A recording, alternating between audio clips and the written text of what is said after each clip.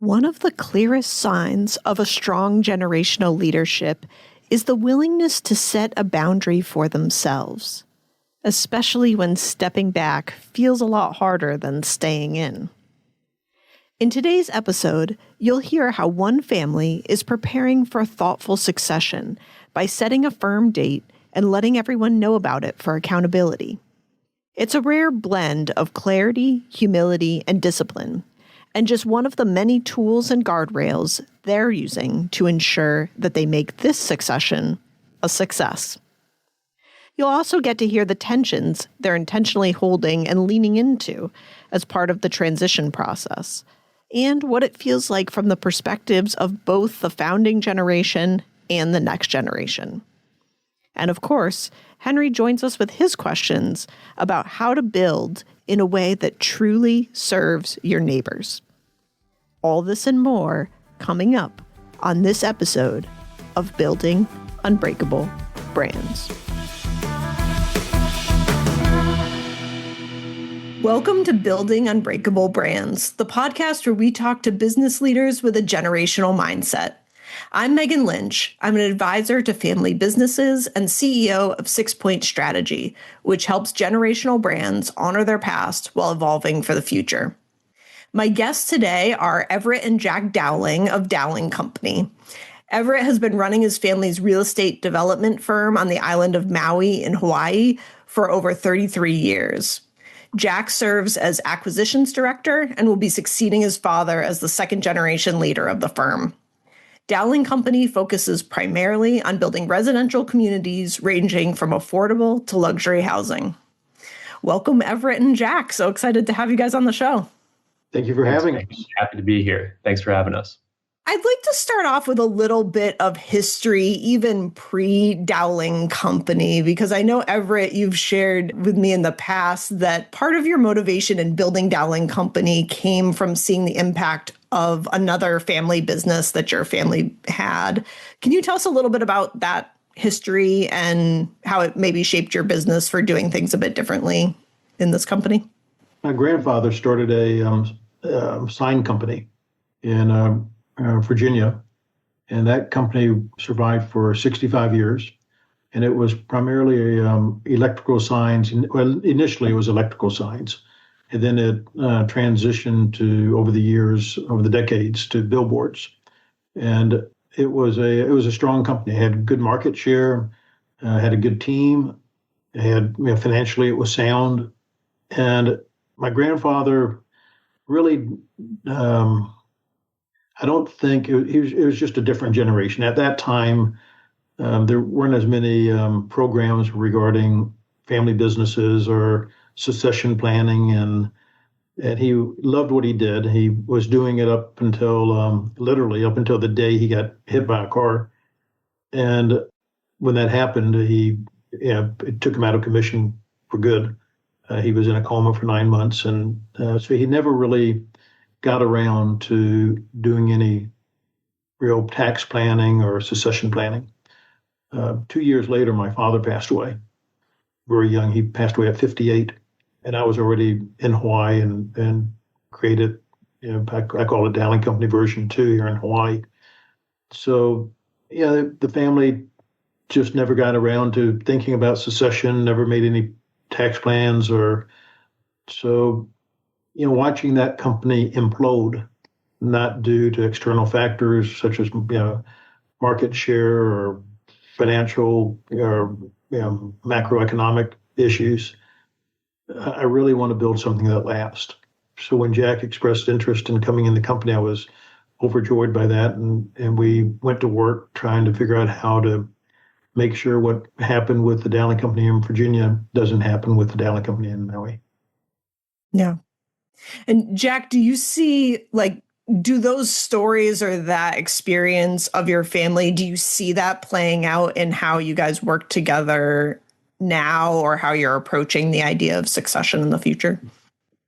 Yeah, I think those experiences and that background has been pretty influential in steering the path and the different resources that we've leveraged to help really have a more structured transition process. And that's a credit to my dad and credit to the teams that we've we've worked with, just because it helped us avoid a lot of the landmines and have some of those uncomfortable conversations as to how we transition from founder led to the next generation, and what kind of restructuring and just kind of putting pen to paper on crystallizing some of those foundational elements that he's brought to the team that we can kind of have as a guide map for the broader team going forward.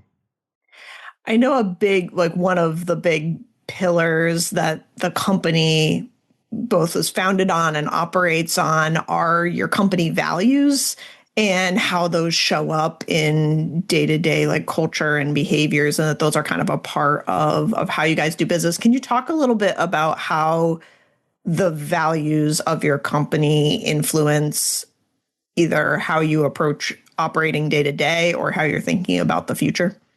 Jack? Yeah, I don't know how long of a process we went through to kind of just put together the, call it 20 or so values that we really thought were representative of our team, and that we want to hold ourselves accountable to.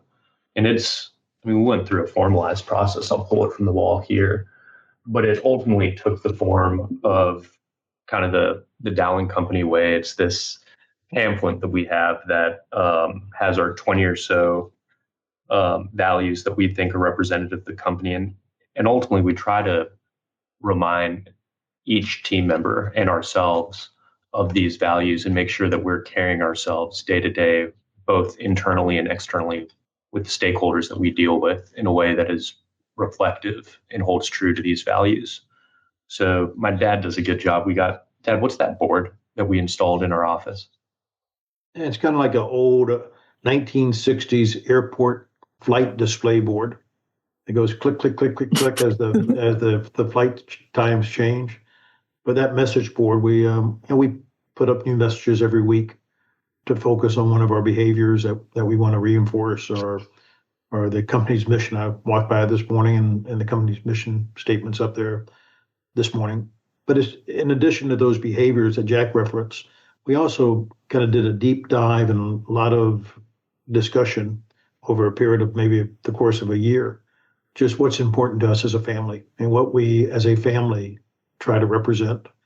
Because I think the family values kind of drive the company values. And that was a lengthy process. The group that we worked with on that interviewed Jack's fiance at the time, interviewed Jack's sister, her husband, my wife, and and those were all kind of confidential conversations. But then we came together as a group and we started drafting family mission statement, family values, and that kind of teed up the discussion as a corporation and what we stand for.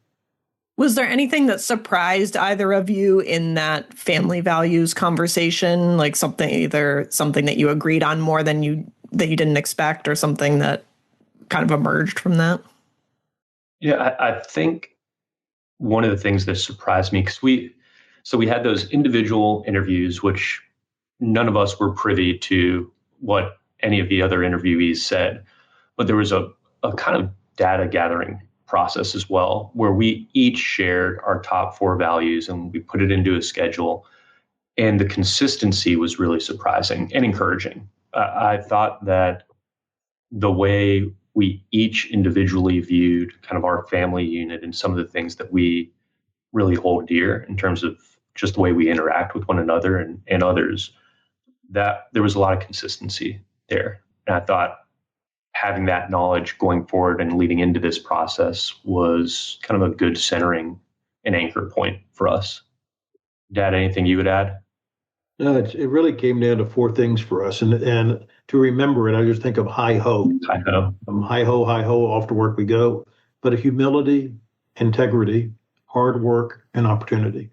Mm. So we, as a family, we want to conduct ourselves with humility, integrity. We want to be good role models to family members, younger family members, of a hard work ethic, strong work ethic, and create opportunities for the family. And then those values carry over to the company. And those are the things we look for when we look to add team members. We want people who are, who are humble, who are, in a job sense, I think of kindness. We want to come to work. We want to work with kind people. We want to work with people who conduct themselves with integrity, who are hardworking, and try to create opportunities, for themselves and for the company and for our community. Well, I feel like one of the benefits of going through those kinds of values exercises is that, yes, it tells you, the people and the activities and things that you want to be associated, but it also kind of provides some guardrails around what is not appropriate. Like, what are the kinds of things that we would not do as a family or as a company? Has something like that ever come up where you guys have been able to go back to the values to be able to kind of reassure yourselves about like saying no to something or an opportunity or solve a problem that you've had to face? I think in terms of the projects that we want to be involved with and the people, the companies that we want to be involved with, we're careful. And we just, we want to make sure that what we do is a good thing for not just for the company, but a good thing for the community. So there are opportunities that we passed on, that on paper appeared to be lucrative opportunities, but they just didn't feel like they were a good thing for the community. Mm-hmm. So, and then, just in terms of kind of our employment policy and our shareholders agreement, who can own stock and what the expectations are, we do have some behavior expectations. So, I mean, if there's down the road and, in future generations, we hope this is not the case, but if there's ever a substance abuse issue or just a bad apple, the mechanisms or the structures in place and mechanisms are in place to take that person out of ownership so it doesn't spill over to reflect poorly on the company. I feel like those things are so huge to put in advance, like before you need them, because there it's so much easier to kind of be clear-eyed about this is what we stand for and this is what we want in this company, and so much harder to do after the fact or when you're in the midst of some kind of issue that then kind of gets clouded by either lack of communication or just family relationships and pressures and things like that. So it feels very smart to be doing these things, even though I'm sure at times it might feel like, oh, this is not something that we would need to worry about, to be able to make those decisions now before you need them. And hopefully that would never come into play, but it's a good reminder for future generations to have consequences. Exactly. Yeah. Jack, knowing that you've spent time away from the company, kind of watching your dad build the company and then now are in the company, is there anything that kind of changed for you, like looking at it from the outside to now being inside? Yes, I would say I'm generally almost 4 years in at this point. Mm-hmm. So I transitioned back from Chicago as the last stop 4 years ago. And we had grown up watching my dad at work and in business. And it's been a really different and fun and informative experience, kind of being inside of the tent and seeing him and the team in action. I would say one of the big takeaways is he is at home, generally go, go, go. And that is tenfold at work. So it's a fun but exhausting process at times. Mm-hmm. But no, it's been a great experience. And I think that's one of the biggest focuses for us as part of this transition process is just by virtue of his over 30 years of doing this here on Maui. There are so many relationships and common practices and just long-standing institutional knowledge that he and a lot of the really tenured team members have. And so we're kind of entering in that transition phase, not just for myself, but kind of the next generation of team members and trying to glean and capture as much of those insights and pieces of knowledge that they each collectively bring has been a real focus for all of us over the past 4 years now.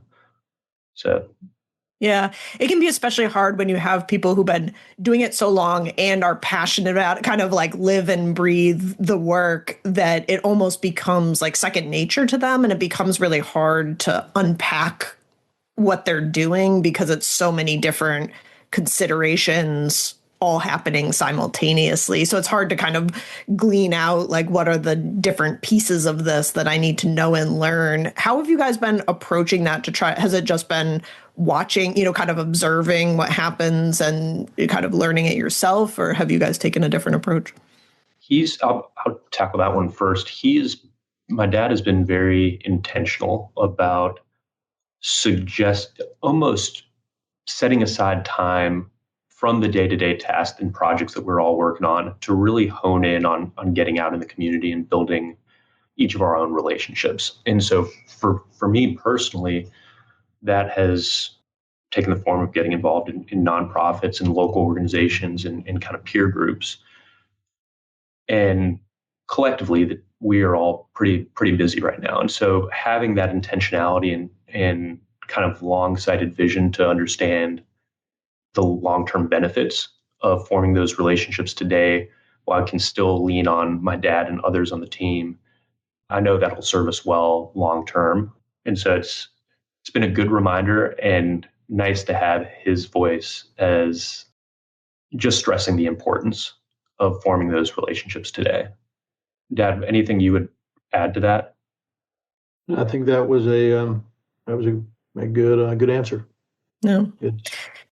And Everett, as you kind of contemplate trying to transfer information that's living in your head or skills that you've built up over 30 plus years, just doing the work day in and day out, are there pieces of it that just feel overwhelming to pass on? Or do you feel like you have enough runway, enough time that it's not so overwhelming? We gave ourselves 6.5 years. Mm-hmm. So we had an advisor to help us through some succession planning, and the advisor recognizing how much I enjoy what I do. I think I'm here to do this. I think that's the reason I am on earth, is to do what I'm doing. I think God didn't give me hand-eye coordination for a reason. He didn't want me playing golf or tennis, and this is what he wants me to do. So I feel like the company is like a third child. And it's really frightening when we first started this process to think about, I felt like I was putting up a child up for adoption. So I think having the consultant say, Everett, you need to pick a date and you need to stick to that date. You need to communicate that date of when you're going to turn things over as frequently as possible so you don't back out. You got to box yourself in. And I think that was really good advice. So when I look at the things that are most important, and when I look at what I bring to the company, I think, basically I'm the rainmaker for the company. And to be a rainmaker, to be the one that brings in the jobs, and identifies the opportunities, you have to have a network. You have to have a strong network out in the community so that you can listen and you can hear what the community's needs are and learn opportunities early, hopefully before your competitors. And I think that's, Jack mentioned that he's getting involved, and that's the main focus for these next 3 years is helping Jack build his network in the community. And we're on the island of Maui. A lot of business decisions get made in Honolulu. I think Jack, having grown up on Maui, he knows a lot of people here on Maui, even though he was away for 16 years. He knows a lot of people in Maui, and he's got a network here on Maui. So now over these next 3 years, the focus is helping Jack build his network on the other islands. So that's what we're going to be working on for the next 3 years. No. And I would imagine too, it's not just transferring introducing your relationships to Jack, but more Jack, as you were saying, about building that next generation of relationships of who are the people who I'm going to be doing business with for the next 30 years, and starting to identify those people and cultivate those relationships, which might be different than the relationships that you have ever. Is that fair? Yeah, I think that absolutely. Jack, you may want to share how you've gone about building your network? It's been a bit of a hodgepodge approach, but really trying to get out there, not just with people that we'll work with day to day, kind of next generation of leaders within the construction industry, within the architectural industry, those you just come across based on day to day functions. What we've really tried to do is gain exposure to others that perhaps are outside of the real estate or development industry that kind of are leaders in their respective fields that oftentimes to make a project move forward, you have to build coalitions and support within the community to just voice the net benefits of that project. And for example, one of the groups I recently joined a couple of years ago was a group called Kaya Bukukui, and it's a local Maui-based leadership development group. And what they try to do is pick, call it 10 or so individuals each year who come from agriculture or who come from the nonprofit world or first responders, the building industry. And month in, month out, they will put each of us through a topic. So 1 month, for example, they will have planning. And the benefit of this program, in my mind, was because we each wore different hats and came from different points of view in terms of how best to move the community forward. Oftentimes we would disagree with one another. And what I thought this program did a very good job of doing is developing those relationships with people who at times will likely be at odds with one another down the road during our career. And now at least we come from a place of, sure, it's okay that we have those disagreements, but we know it's coming from a place of positive intent. And we have those relationships in place to lean on. So it makes it a lot harder to follow what I think is a natural tendency these days to kind of demonize the opposition. That doesn't happen with this group. So my dad, to his credit, suggested that cohort as one approach to kind of ingrain ourselves into the community. And there have been several others since, but it's been a really good way of developing those relationships with people that I likely wouldn't cross paths with. And if I did, it may very well be in kind of that oppositional capacity. So it's been a great way to bridge those divides. Yeah, that seems like a really strategic way to grow what are truly organic relationships, right? It's like, it's not, it's still being authentic in that relationship building, but doing it in a way that might be, just not the obvious people to connect with, but to cross those divides. I think that's super smart. And I would imagine too that it would help to, as you do look, knowing that one of the kind of founding values or views of the company is this kind of like building in balance of, you almost need those oppositional forces to be in balance, right? Like, you kind of need that push-pull to find some of those opportunities or look at things in a really holistic way. So it makes sense you would probably seek that out. As you guys contemplate kind of like this 2028 deadline, is there anything that like is particularly that either of you are looking forward to in that time? Anything that's kind of like pulling you towards it in a positive way?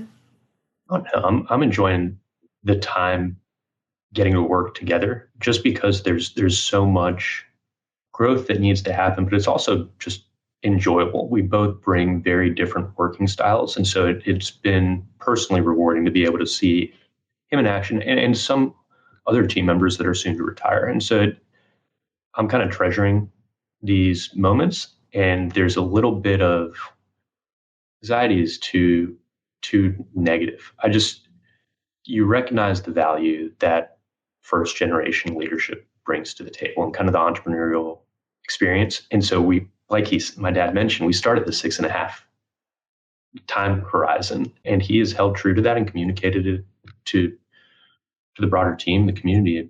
But as we get closer to it, it's just a shorter and shorter duration until that transition timeline. And I'm enjoying the current time that we have on hand. So yes, there are certain things that I am looking forward to. And I'm sure my dad will have his own thoughts on this, but there's also it's bittersweet. Long-winded way of saying it's bittersweet, and I'm enjoying the moment. What about for you, Everett? I'm enjoying watching the team become younger. It's we've over the last couple of years we've hired some terrific individuals who will be to Jack what some of the those of us who are in our 60s who have worked together for 30 years. We're timing out, and it's nice to see the team that Jack's going to be working with, hopefully for the next 30 years, be so competent and hardworking and just kind. They're just really nice people. They're the type of people when I come to work, I walk in the door and I'm just happy to be around these people. They're just they're when you work so closely together and for so many years, it becomes an extended family. And it's just what a blessing. Yeah. It feels like there's a lesson in that of just being that thoughtful and intentional about who you surround yourself with and what a difference it makes particularly for longevity of having relationships that you feel like, oh, I could spend 30 years with this person and I would be happy to do that, honored to do that. It's a different mindset. Everett, I'm curious, like, as you've been working with Jack and start to see him not just as a son, but also as a colleague and as a successor, I'm curious what his kind of like complementary style. I'm sure you guys share a lot in common, but is there any unique skills or approaches that he has that you particularly admire? Jack is much more analytical. He's he's more of a deep thinker, more analytical. He's got a great work ethic. But I think the biggest difference is his analytical and deep thinking. He's light years ahead of me in both of those categories. So we have interesting dialogue. I mean, it's just a lot of times I'll be all excited about something, and Jack is he's very skilled at tolerating my excitement and then stepping away and maybe coming back in a very, very skillful way, raising concerns about whatever it is I'm really excited about. And then we discuss it, and if those concerns play out, they win the day, and we don't do it. I think he's more conservative, and I say that not in a negative way, but in a positive way. There are many things many mistakes I've made over the decades that were expensive mistakes. And I think Jack is less likely to make those type of mistakes just because he's more analytical.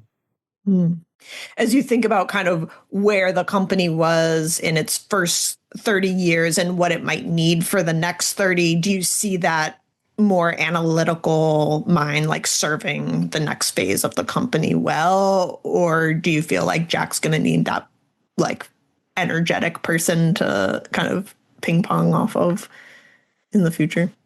I think he will develop into that. I think Jack is energetic already, but I think his role in his training before he joined the company was kind of a analytical, quantitative role, and that's where his experience, and that's kind of is his comfort zone because he had been doing it for 8 years for very large companies. So he has that foundation.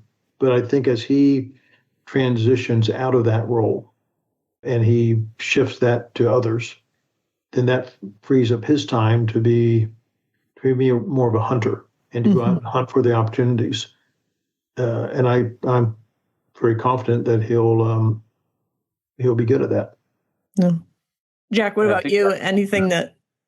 No, I was just going to add. I think that's one of the biggest differences, and one of the things that I'm grateful for and feel like there is quite a bit of a learning curve, and just hopefully by virtue of proximity and being able to be exposed to that entrepreneurial mindset, some of that wears off because like my dad said, I've always been heavy into the numbers and the quantitative side. He has always had that entrepreneurial mindset and drive. And so it's in my mind, a really nice complementary skill set, but trying to glean and pull as much of those entrepreneurial components that he has in the relationships and just being able to identify problems facing the community where we perhaps could be a solution partner. That has been something where I've leaned heavily on his experience and the team's experience and hope to be able to, again, by virtue of proximity and just have an exposure to that unique mindset, gain some internally as well.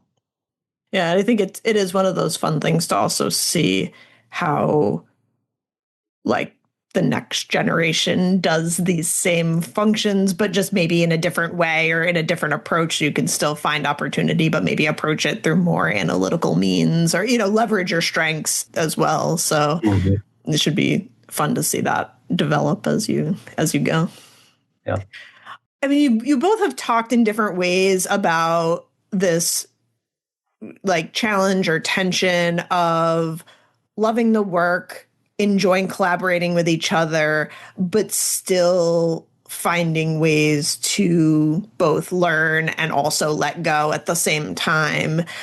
I'm curious what you guys, I mean, I know you're still in the midst of it, but what do you feel like you're learning either individually or together about what makes for a healthy succession that you wish more families might understand?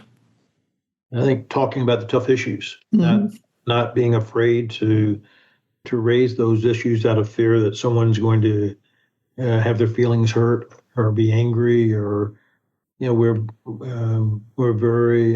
very forthright. We're respectful. Everything, we know that all of our conversations are rooted with deep respect and love for each other. And Jack has a sister, and although she does not work for the company, she's a part owner of the company. And having been able to talk about the future, how do we handle that dynamic? To be able to have those conversations with her in a very open way. And how do we adjust this? Jack's going to be the one losing sleep and working long hours, and how do we make it fair? Someone told me one time, equal and fair are two different things. Yeah. And to be fair doesn't have to be equal. So, I think just being, willing to listen without judging, listen to without thinking about what you're going to say, but really hearing the person has been a valuable lesson and skill that I think I've during this process have needed to work on. But I think communication's key. Yeah, Jack, any other lessons or things that you're kind of drawing as kind of how you would approach or recommend other families approach succession? What's worked? Yeah, I think having that formalized framework to have and facilitate those kind of lines of communication and tough conversations has been important. But also, we have both personally gotten a lot out of having conversations with other families facing similar dynamics and challenges and transitions, and the information share and thought partnership where we can each kind of glean best practices from their approach, what worked, what didn't, and vice versa. We've been pretty transparent with what we've been testing out. And based on that information share, there have been some modifications made to the way we would approach things, and vice versa. I know they've found some of the tactics we've used to be informative and useful. And so that network effect and being able to trade those thoughts and best practices has been a big value add for us, I think, collectively as we navigate this process. Yeah, I think that's huge, that peer learning, especially since succession is really something that you only get to do once. You don't get a lot of chances to mess it up and learn. So hearing from other families and sharing information, I think, is just a huge, huge value add, as you said. Well, Megan, I hope Jack gets to do it twice. That's true. He is going to get hopefully a second shot at it. So get to do it even better the next time. Yeah, we have our team photos tomorrow, so it'll be hopefully three generations in there. Amazing. You live on an island, and particularly Maui has been through so many challenges in the past year with the fires in Lahaina. What role do you guys see your company and your team playing both in the islands, healing and rebuilding and moving on from that, and then just overall in its future? We Maui has a huge, as does most of the country, but Maui's is particularly severe housing shortage, and the environment is very important here. And there's, I think, mistakenly, there has been over the last 30 years a trend to be anti-development, and in order to be pro-environment, I think people have kind of bought in to the belief that you have to be anti-development. We believe that they can go hand in hand. You can be an environmentalist and support development. You got to have housing. So we do a lot of housing. We do a lot of housing for segments of our population that are rather disadvantaged. Woman helping woman. To help to build housing for abused ladies and their children, or Native Hawaiians who, it's ironic that Native Hawaiians have the lowest percentage of home ownership of any segment of Hawaii's population. Mm. It shouldn't be the case. Right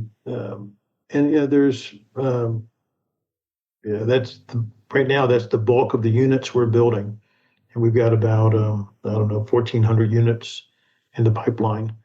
But of those 1,400 units, I would say over 900 are for Native Hawaiians. So, wow. And it's pretty neat when you're able to experience handing someone who's in their 90s the keys to the first home they've ever owned.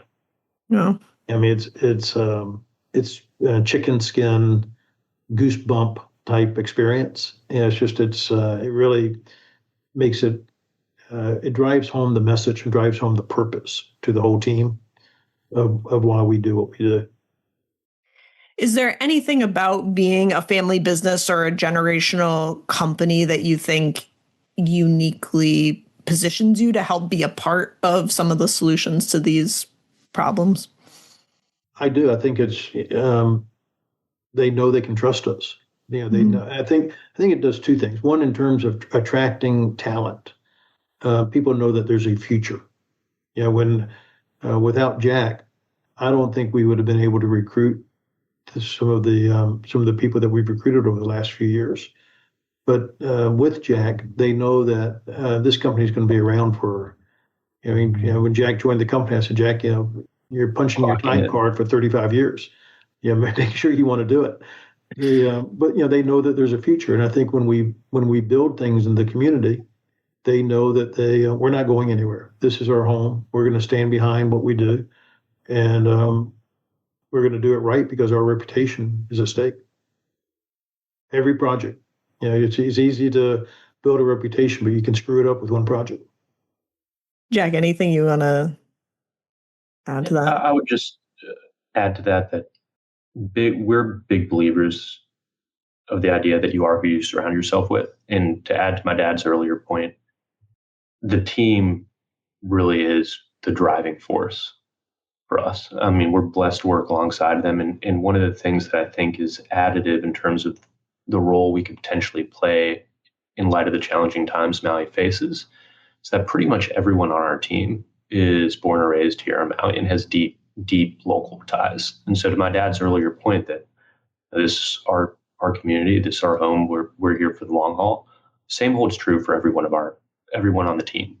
And so particularly as we're seeing other local families within the community struggle, we want to be a solution partner and part of the broader solution for the community. And I think most people recognize that. And vice versa, we recognize it with a lot of the people that we work with. And so it comes from a place of mutual trust. And I think with that in mind, everyone's kind of working towards a shared goal. And so we're early days in some of the recovery work, but I think it's been encouraging to see people approach those relationships and those projects with that mentality as opposed to kind of what existed previous to some of these crises.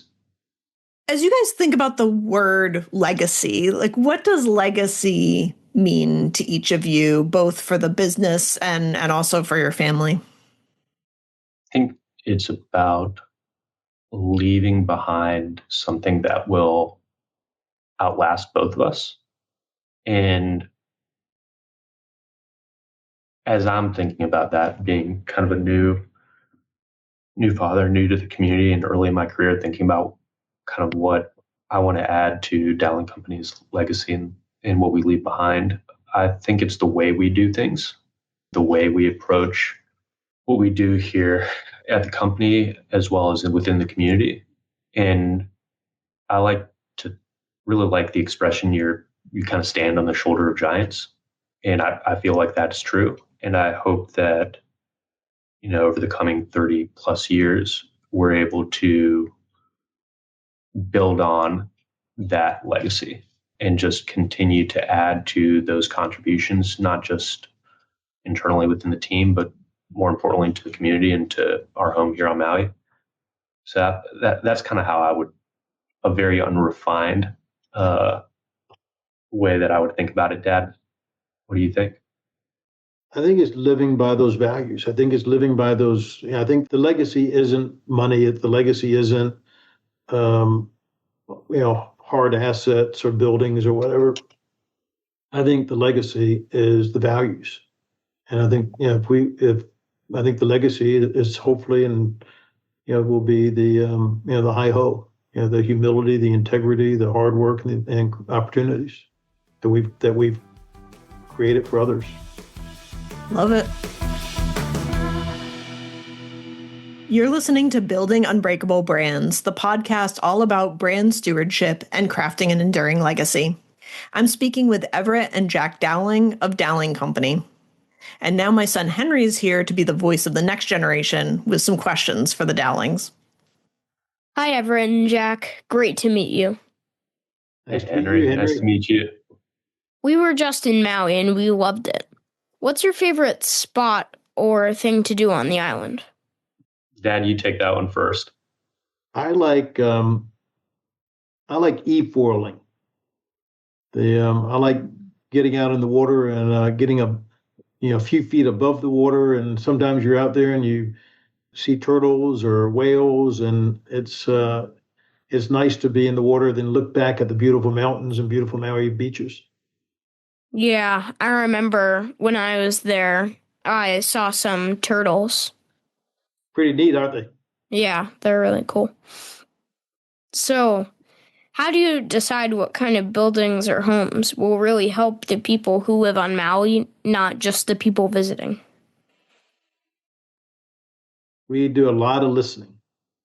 I think it's a lot of community engagement and surveying and understanding where the needs are so that we can react to those needs. And right now, those needs exist across the spectrum, but where there is a particularly dire need is for workforce housing and kind of that missing middle group here on Maui so that we can keep a lot of the first responders that stepped in when we needed them most here on island, so we can keep kind of the people that make the fabric of our community what it is here in home.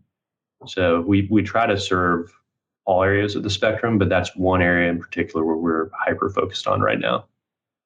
So, how were you able to help after the wildfires in Maui? Dad. Initially it was trying to help people find a place to live because so many houses were destroyed. I think there were over 4,000 buildings were destroyed, apartment buildings and single family houses. So trying to find a home for them, trying to get we were able to secure a building that used to be a hotel and open that up and put a lot of people who lost their homes in under a roof. So and then start over time, as the months passed, start helping people rebuild their homes. One of the families that lost their home was a house that we built 17, 18 years ago. So we're rebuilding their home now. Some of our employees lost, their families, and actually one employee lost her house, but other employees, family members lost their homes. So trying to help them find a home and get their original home rebuilt. Yeah, thanks so much. So, thanks, Everett and Jack. I also have a joke for you. Great. Perfect. What's a construction worker's favorite bird? A woodpecker. The crane. That's a good one. That's a good one. I'm going to use that. I love it. So, thanks so much for being on the show. If people want to learn more about you or your company, what's the best way for them to do that? We have our website, dowlingco.com, and that has an overview on our projects, our teams, some of the initiatives that we're working on. So that would be best source of information. Great. We'll link to that in the show notes. Thanks again. It was great talking to you. Thanks, Henry. Great meeting you. You need to come back to Maui. What stayed with me most today was how deliberately Everett and Jack are shaping this transition. Their approach makes it clear that succession is not a one-time event. It's a process that takes shape over years. Everett's commitment to setting a firm date to step out, especially knowing how much he loves his work, so that Jack can fully step into leadership, is such a powerful example of stewardship. And Jack's reflections on honoring the entrepreneurial foundation that his dad laid while still building his own relationships and leadership style show just how strong generational continuity can be when each person brings their whole self to the work. If you'd like to learn more about the Dowling Company's projects and community impact, visit dowlingco.com. We'll link to it in the show notes. And if this conversation gave you new perspective on values, leadership, or transition, please share it with another leader, and don't forget to leave us a review. Thanks so much for listening, and we'll see you next time on Building Unbreakable Brands.